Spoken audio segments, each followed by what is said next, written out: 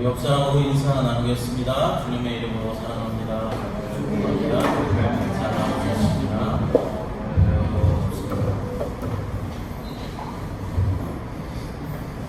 네, 어른들 중에 조금 짓궂은 어른들은 어린아이를 가지고 짓궂은 장난을 가끔 할 때가 있습니다. 어떤 장난이냐면은 100불짜리 한 장을 가지고 있는 어린아이에게 1불짜리 10장을 보여주면서 그것과 바꾸자라는 것이죠. 1불짜리 10장이라고 해봐야 얼마입니까? 10불밖에 되지 않는데 10장을 줄 테니 한 장과 바꾸자라고 말합니다. 그럼 아직 돈의 가치를 잘 모르는 어린아이들은 어떻게 합니까? 100불짜리 한 장보다는 1불짜리 10장이 더 많으니까 1불짜리 10장이 더 좋은 줄로 알고 쉽게 돈을 바꾼다라는 것입니다.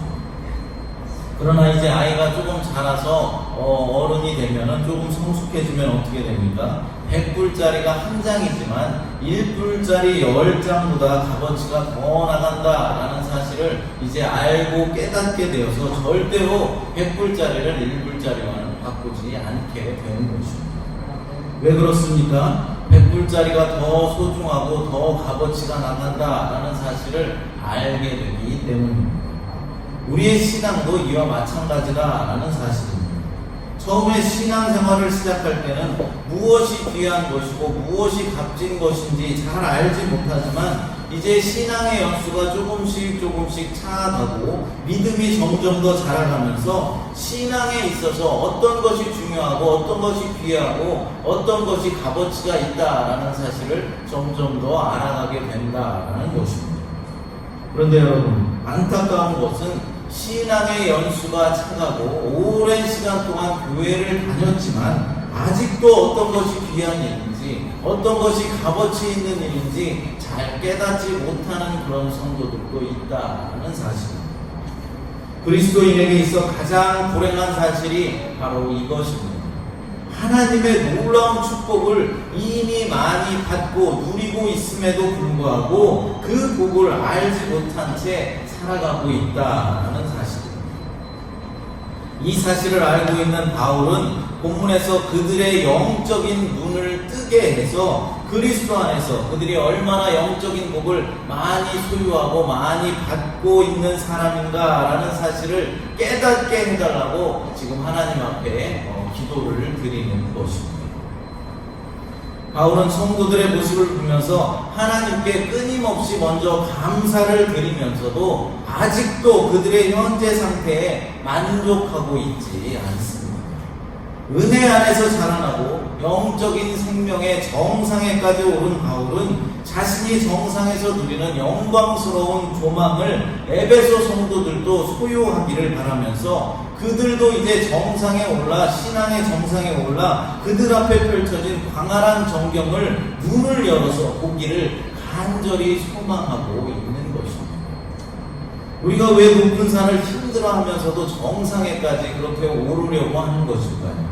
그것은 정상에서 바라보는 세상은 산 밑에서 보는 세상과는 달리 너무나도 아름답고 너무나도 평화롭게 보이기 때문입니다. 저도 개인적으로 이 하와이에 있는 다이아몬드 헤드에 올라가서 와이키키 해변을 바라보는 것을 좋아합니다. 제가 하와이에 처음 와서 힘들게 다이아몬드 헤드 정상에 올라간 적이 있었습니다. 한국의 산들은 어떻습니까? 산이 험하고 좀 높은 산이라 할지라도 오르는 길에 그늘이 이렇게 쳐져 있어서 나무가 많고 그늘이 쳐져 있어서 좀 시원하게 산을 오를 수 있는데 다이아몬드 헤드는 어떻습니까? 그늘이 전혀 없습니다. 그래서 그 뜨거운 태양을 오롯이 온몸으로 맞으면서 이제 산의 정상에까지 올라가야 하는 것입니다. 그래서 사실 그렇게 높은 산은 아니지만은 처음에 그곳을 접하는 사람들은 뜨거운 태양 때문에 그곳을 오르는 것에 조금 힘겨워하고 힘들어할 수 있다는 것이죠. 저도 그랬습니다. 하지만 그 어려움을 다 이겨내고 이제 정상에 섰을 때 그곳에서 바라본 와이키키 해변의 에메랄드빛 바다는 잊을 수 없을 만큼 아름다운 광경이었습니다. 그래서 한국에서 이제 지인들이 이 하와이에 방문하게 되면은 제가 제일 먼저 추천해 주는 곳이 바로 이 와이키키 다이아몬드 헤드가 되었습니다. 이렇듯 정상에서 바라보는 세상은 아름답고 고귀합니다. 마찬가지로 신앙의 정상에 오른 사람은 아직도 신앙이 미성숙해서 어린아이와 같은 그런 사람들을 보면은 빨리 신앙이 자라게 되어서 작은 것에 연연하며 실족하는 것이 아니라 하나님을 바라보며 더 큰 믿음의 사람으로 성장하게 되기를 간절히 기도하고 바라게 되는 것입니다. 이런 이유로 바울은 감사를 드리면서도 성도들을 위하여서 지금 기도를 하나님께 드리고 있는 것입니다. 바울의 기도의 내용은 단순하고 명료합니다. 우리 주 예수 그리스도의 하나님, 영광의 하나님께서 신자들에게 지혜와 계시의 정신을 주셔서 하나님을 알게 해달라라는 기도의 내용입니다. 바울은 성령께서 성도들의 마음의 눈을 밝혀주사 하나님을 바로 알고 그리고 하나님께서 주신 축복의 풍성함을 알게 되기를 소원하면서 이를 위하여서 두 가지로 지금 기도를 드리고 있습니다. 첫째로 하나님을 알게 하시고 있습니다. 그러니까 하나님께 대한 지식을 위한 기도를 드리고 있는 것입니다. 본문 말씀 17절을 함께 읽어보겠습니다. 17절 말씀입니다. 우리 주 예수 그리스도의 하나님, 영광의 아버지께서 지혜와 계시의 영을 너에게 주사 하나님을 알게 하시고. 아멘. 바울이 에베소 성도들을 위해서 강구하는 기도의 가장 첫 번째 내용이 하나님이 어떤 분이신가라는 것을 더 깊이, 더 바로 알게 하기 위해서 기도하고 있다는 것입니다. 바울의 기도의 최우선적인 강조점이 바로 여기에 있다 해도 그리 틀린 말은 아닐 것입니다. 이를 위해서 바울은 하나님께서 그들에게 지혜와 계시의 영을 주시기를 기도하고 있습니다. 그런데 우리는 여기서 한 가지 의문점이 생기게 됩니다. 바울은 이미 성도들이 성령을 받았고 모든 지혜와 총명을 받았다라고 전에 말씀을 했습니다. 1장 13절을 한번 읽어보겠습니다.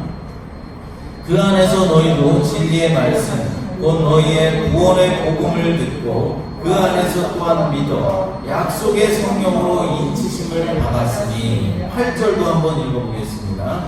이는 그가 모든 지혜와 총명을 우리에게 넘치게 하사. 아멘. 네, 바울은 이미 성도들이 성령을 받았고 그리고 모든 지혜와 총명을 받았다라고 말씀하였습니다. 그렇다면 이미 성령을 받은 성도들에게 왜 다시 성령을 주시기를 위해서 기도하는 것일까요? 그것은 성령의 사역이 성도들 안에서 이미 시작되었지만 구원의 완성을 위해서 끊임없이 진행되어져 나가야 하기에 성령의 임재가 더욱더 강력하게 임하기를 위해서 기도를 드리고 있는 것입니다. 그러니까 성령을 주옵소서라고 기도를 드리는 것이 아니라 이제는 성령의 충만함을 주옵소서라고 기도하고 있는 것입니다. 우리는 성령의 임재를 바라는 기도를 드릴 때 주의해야 할 것이 있습니다. 이미 성령을 받은 성도들은 또다시 성령을 달라라고 기도하면 안 된다라는 것입니다. 내 안에 이미 오셔서 임재하고 계신 성령님은 영원히 우리 안에서 나와 함께 하신다는 사실을 우리는 알아야만 합니다. 그렇기 때문에 이미 성령님께서 내 안에 들어오셔서 내 안에 함께 계신데 또다시 성령을 달라라고 기도하는 것은 잘못된 기도이다라는 것입니다. 성령님은 내가 달라고 하면 내 안에 들어오시고 내가 싫다고 하면 나가시는 그런 분이 아니십니다. 물건이 아니라는 말입니다. 성령님은 성부 하나님 그리고 성자 예수님과 동등한 신격을 소유하신 인격적인 분이시다라는 것입니다. 그러므로 이미 성령을 받은 성도들은 성령을 주옵소서라고 기도를 드리는 것이 아니라 성령의 충만함을 달라라고 기도를 해야 하는 것입니다. 그런데 여러분, 하나님을 안다는 것은 그럼 무엇을 말하는 것일까요? 그것은 단순히 하나님의 존재를 인식하는 피상적이고 임시적인 그런 차원을 넘어서서 하나님에 대한 정확하고 체험적인 지식을 의미하는 것입니다. 그것은 하나님의 뜻과 계획은 무엇이며 하나님의 정하신 때와 우리를 향한 바람은 무엇인지, 우리에게 주시는 축복은 무엇인지, 우리를 다루시고 인도하시는 방법은 어떤 것인지 등 모든 것들을 포함하는 확실한 지식을 말하는 것입니다. 그렇다면 바울이 이토록 하나님을 아는 것의 중요성을 강조하고 있는 이유는 무엇이겠습니까? 그것은 참된 신앙인이 되기 위해서는 신앙의 대상이신, 믿음의 대상이신 하나님을 바로 아는 것이 중요하다, 그만큼 중요하다라는 사실이기 때문입니다. 참 신앙이라는 것은 절대자이신 하나님을 인간이, 우리 사람들이 좌지우지할 수 없다라는 것을 온전히 알고 하나님 앞에서 내가 날마다 변해가는 것입니다. 하나님의 뜻을 변화시키는 것이 아니라 내가 변해야 한다라는 것입니다. 그러니까 우리가 기도할 때도 하나님 이렇게 해주세요, 저렇게 해주세요 라고 기도하는 것이 아니라 하나님, 내가 하나님의 뜻이 무엇인지 먼저 깨달아 알아서 그 뜻에 순종하겠습니다, 하나님의 뜻대로 하겠습니다, 이렇게 점점 더 변해져 나가야 한다라는 것입니다. 그러니까 과거와는 구별된 가치관을 우리가 소유해야 하는 것입니다. 과거와는 구별된 행복관과 축복관을 가져야 참된 그리스도인이 되는 것입니다. 과거에는 어땠습니까? 돈을 많이 벌고 부자가 되고 성공해야 우리가 축복받았다, 성공했다 라고 말하지만은 지금은 그것이 변해져야 된다라는 것입니다. 그런데 참으로 변하지 않는 성도들을 볼 때 정말로 안타까운 마음이 들 때가 있습니다. 예전에 배웠던 신앙을 지금도 계속해서 고집하려 한다는 것입니다. 심지어 어떤 신자들은 불교나 유교 등에서 배웠던 것, 샤머니즘에서 배웠던 것을 가지고 지금 이 신앙, 믿음 생활, 기독교 신앙 생활을 하는 것에도 접목시키려 하고 있다는 것입니다.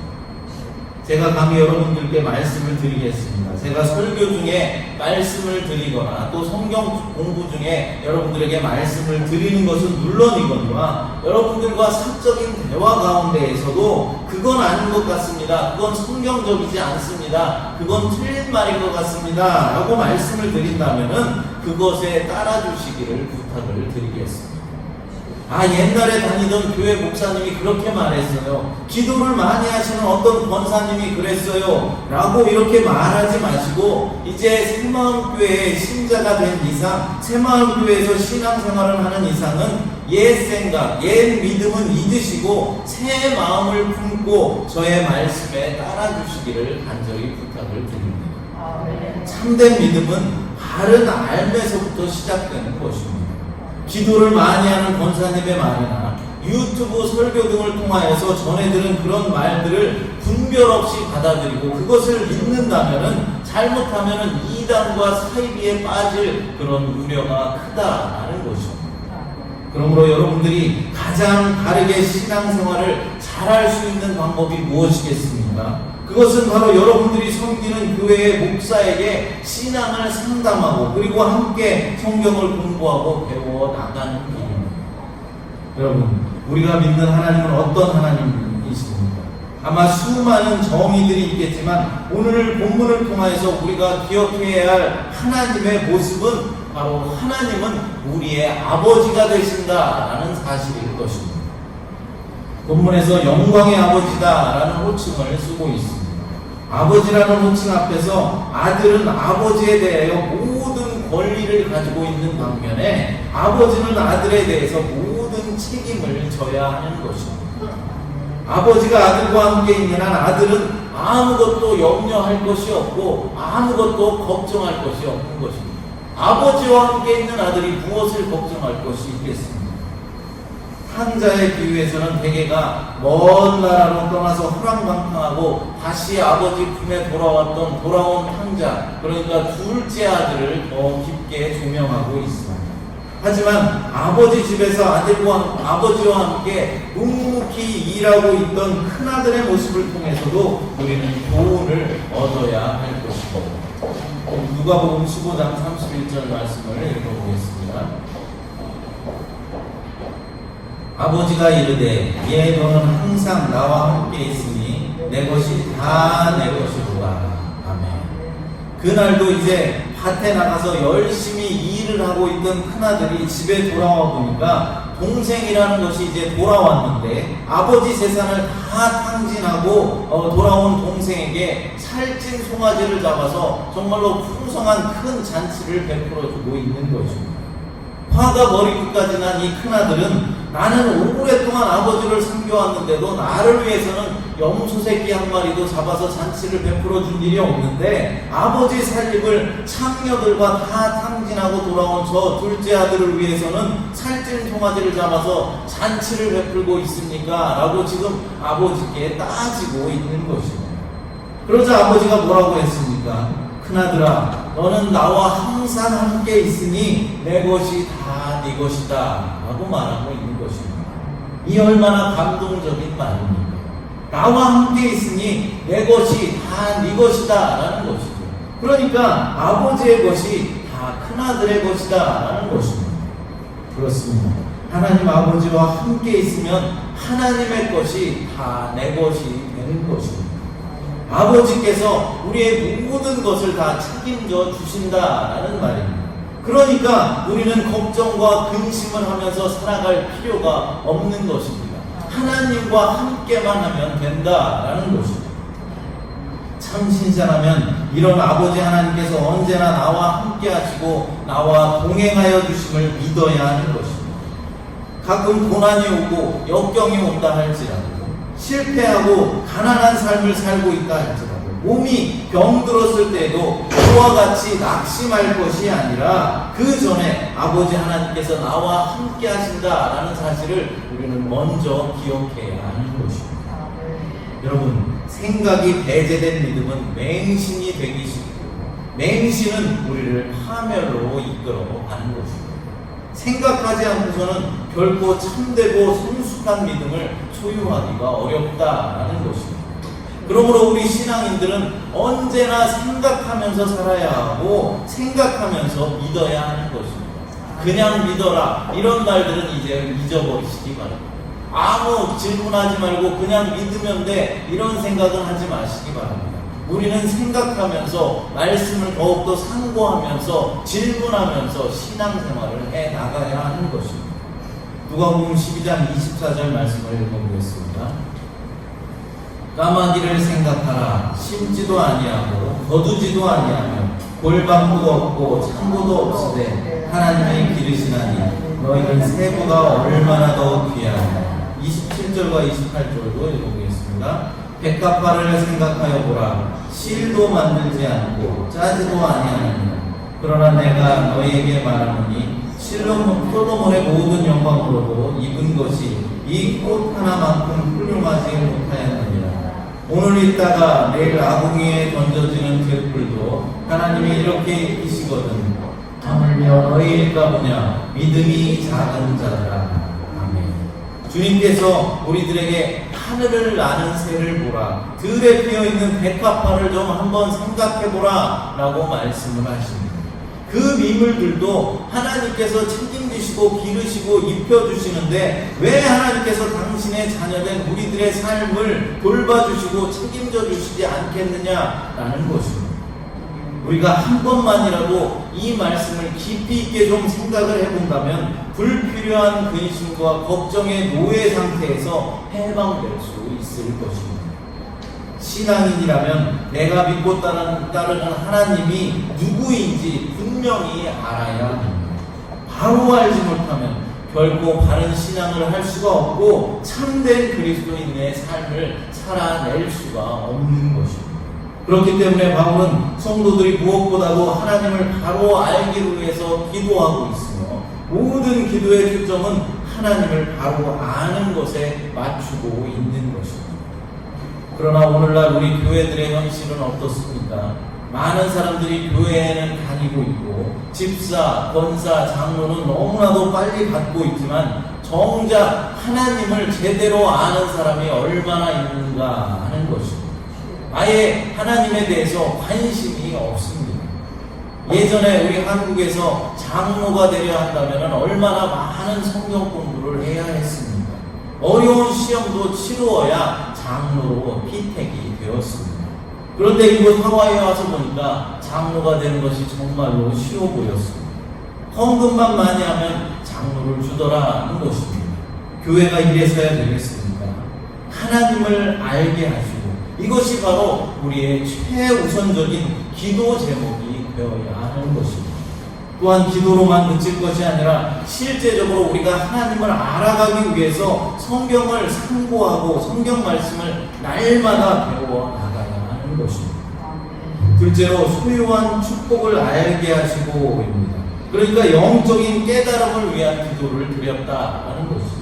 본문 말씀 18.19절 읽어보겠습니다.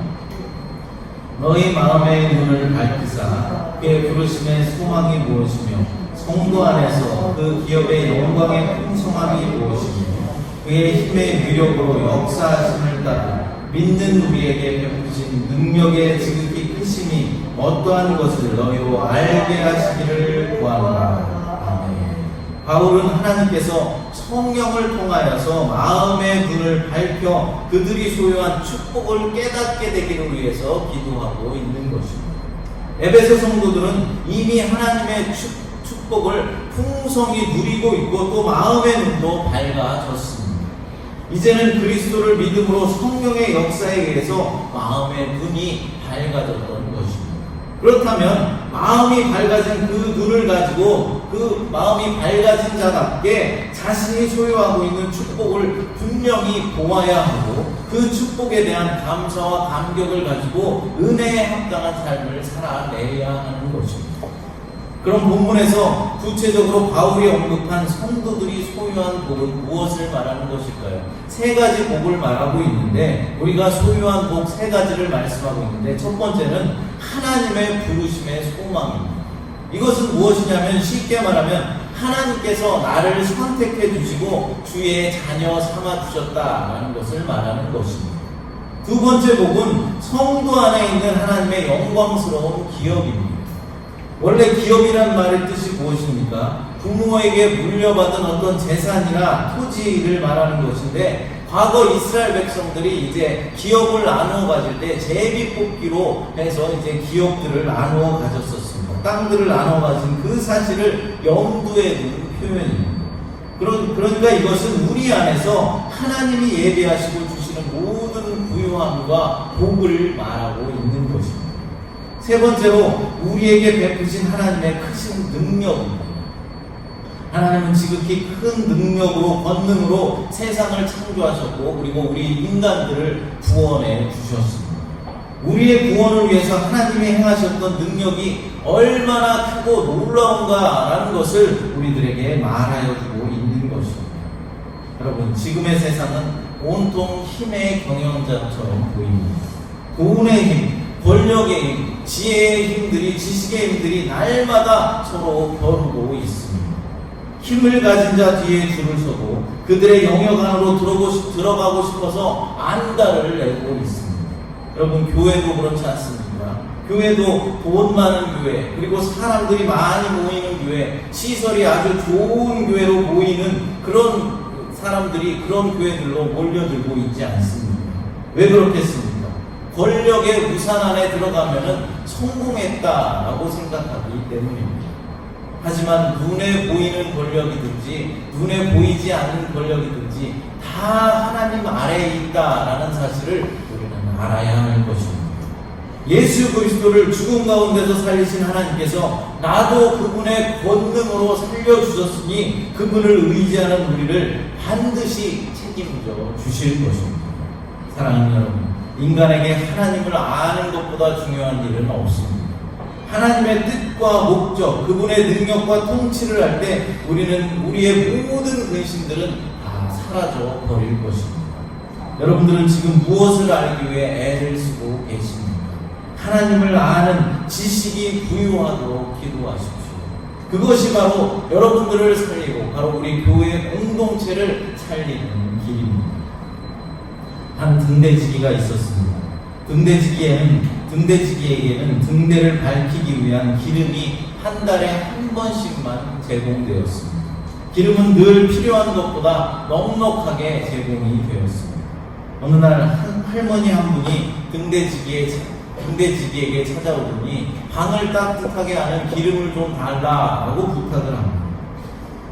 그래서 등대지기는 기쁜 마음으로 그 불쌍한 할머니에게 기름을 부었습니다. 또 다른 사람도 램프를 밝히는데 필요한 기름을 달라고 부탁했습니다. 등대지기는 기름이 필요한 사람들에게 기쁜 마음으로 기름을 나누어 주었습니다. 하지만 기름을 나누어주는 바람에 하루 분량의 기름이 부족하게 되었습니다. 그래서 등대지기는 하룻밤 등대불을 밝힐 수가 없었습니다. 그날 밤 밤바다는 칠흑같이 어두웠습니다. 마침 그곳을 항해하던 배 두 척이 등대불을 보지 못해서 그 등대 앞 바다에서 서로 부딪혀서 파손하고 말았습니다. 파손된 배를 조사하는 과정에서 등대지기가 등대불을 밝히지 않았다라는 사실이 밝혀졌고, 그가 관청에서 준 기름을 사람들에게 나눠준 사실도 밝혀졌습니다. 결국 등대지기는 파면되었습니다. 파면당한 등대지기에게 관청에서 이렇게 얘기했습니다. 당신은 등대를 밝혀주는 등대지기입니다. 그러나 당신은 자신이 해야 하는 가장 중요한 일을 잊었습니다. 등대지기가 이웃에게 기름을 나눠준 것은 선한 일입니다. 그러나 그가 해야 할 일은 그것이 아니었습니다. 우리 모두는 각자가 할 일이 다 있습니다. 그러나 자신이 해야 할 가장 중요한 일을 망각할 때 우리는 실패한 인생을 살아갈 수밖에 없는 것입니다. 그렇습니다. 우리 믿음의 사람들이 해야 할 가장 중요한 일이 무엇이겠습니까? 바로 하나님을 바로 알아가는 일입니다. 그것을 위해서 우리는 날마다 하나님을 더 깊이 알게 해달라고 기도해야 하며, 또한 하나님의 말씀을 날마다 공부하며 배워나가야 하는 것입니다. 이 시간 함께 찬양하며 기도하도록 하겠습니다. 신실하게 찬양 부르시고 함께 합심하여 기도하겠습니다. 하나님, 우리 모두가 하나님을 아는 지식에 부유하도록 기도하게 하여 주시옵소서. 하나님께서 이미 허락하신 축복을 깨닫고 주님이 주신 능력으로 세상 가운데 승리하는 삶을 살아갈 수 있도록 하나님 도와주시옵소서. 날마다 주의 말씀 부여잡고 주님의 뜻을 더욱더 깊이 알아가도록 하나님 인도하여 주시옵소서. 우리 교회가 아버지 하나님 주님의 뜻 가운데 부합하는 그런 아버지 교회로 성장하여 나갈 수 있도록 하나님 축복하시고 은혜를 더하여 주시옵소서. 거룩하신 예수님의 이름으로 기도드리옵나이다. 아멘.